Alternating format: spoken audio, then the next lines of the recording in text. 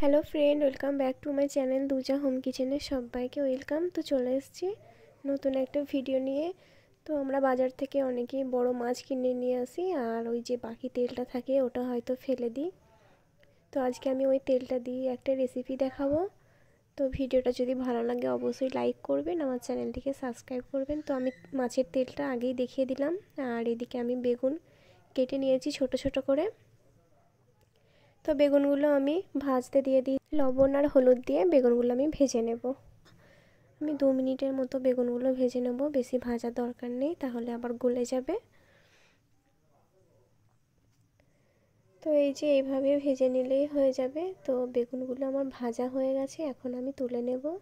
আর ওই একই কড়াইয়ে আমি ডুমো ডুমো করে আলু কেটে রেখেছি, ওই আলুগুলো আমি ভেজে নেব। তো তেলটা একটু কম হয়ে গেছিলো, ওই জন্য আমি আর একটু তেল দিয়ে দিলাম। আর এখন আমি আলুগুলো দিয়ে দিলাম ওই তেলে। তো আলু তো আমি লবণ আর হলুদ দিয়ে ভেজে নেব।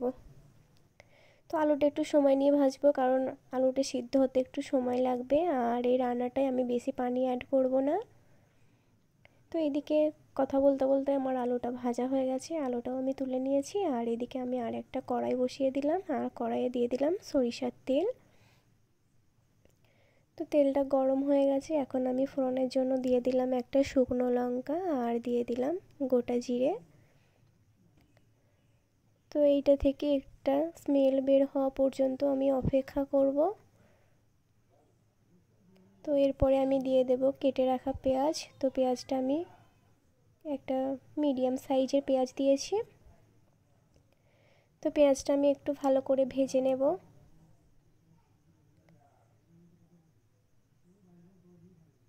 তো এই যে পেঁয়াজটা আমি একটু সময় ধরে ভেজে নিয়েছি।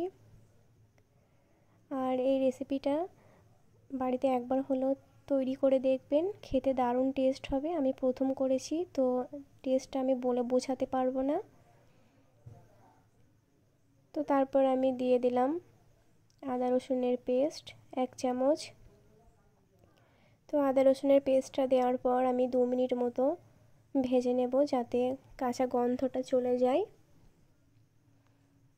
তো তারপর আমি দিয়ে দিলাম 3টা কাঁচা লঙ্কা। তো আপনারা ঝালটা আপনাদের পছন্দ অনুযায়ী কম বেশি করে বাড়িয়ে কমিয়ে দেবেন। তো তারপর আমি দিয়ে দিলাম ওই যে মাছের তেলটা, আমি ভিডিওর প্রথমেই দেখিয়েছিলাম আপনাদেরকে, ওই মাছের তেলটা আমি দিয়ে দিলাম। তো আমি এখন একটু ভেজে নেব। আর দেখুন, দেখে মনে হচ্ছে যেন ডিম ভাজছি। তো একটু লেগে লেগে যাবে, তো কোনো ব্যাপার নেই, যখন তেলটা ছেড়ে দেবে তখন ঠিক হয়ে যাবে। তো একে একে এরপর আমি সব মশলাগুলো দিয়ে দেব।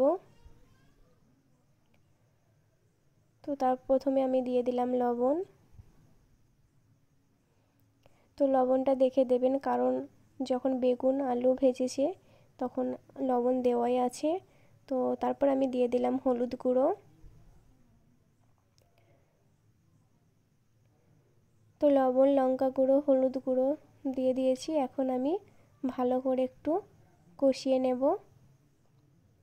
তো তারপর আমি দিয়ে দিলাম 1 চামচ জিরা গুঁড়ো। তো জিরা আর ধনিয়া গুঁড়ো একসাথেই আছে, আমি দিয়ে দিয়েছি। তো আমার মনে হয়েছিল লবণটা একটু কম হয়েছে, ওই জন্য আমি লবণটা একটু দিয়ে দিলাম। তো এরপর আমি আর একটু ভালো করে ভেজে নেব। এই যে দেখুন তেল ছেড়ে দিয়েছে, এখন আমি দিয়ে দেব ভেজে রাখা আলু আর বেগুন।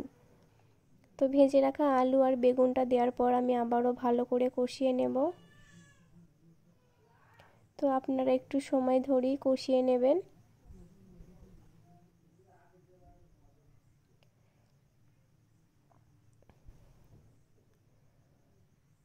তো দেখুন এখনই কালারটা কত সুন্দর এসছে, দেখতে কত ভালো লাগছে। তো এই পর্যায়ে আমি দিয়ে দেব একটা মিডিয়াম সাইজের টমেটো। তো তারপর আমি কিছুক্ষণ ঢাকা দিয়ে রেখে দেব সিদ্ধর জন্য। তো এই যে 10 মিনিট পর আমি ফিরে এলাম, এই যে দেখুন তেলটা ছেড়ে দিয়েছে আর আলুগুলো সিদ্ধ হয়ে গেছে, আপনারা দেখেই বুঝতে পারছেন। তো আমি আর 2 মিনিট নাড়তে থাকবো। তো পুরোপুরি শুকনো হয়ে যাওয়া পর্যন্ত আমি অপেক্ষা করব। তো এই যে রান্নাটা হয়ে গেছে, এখন আমি দিয়ে দেব ভাজা মশলা। তো ভিডিওটা যদি ভালো লাগে অবশ্যই লাইক করবেন, আমার চ্যানেলটিকে সাবস্ক্রাইব করবেন, পাশে থাকবেন সবাই। আর মাছের তেল কেউ ফেলে দেবেন না, নষ্ট করবেন না, এইভাবে রান্না করে একবার দেখবেন, খেতে দারুণ টেস্ট হবে।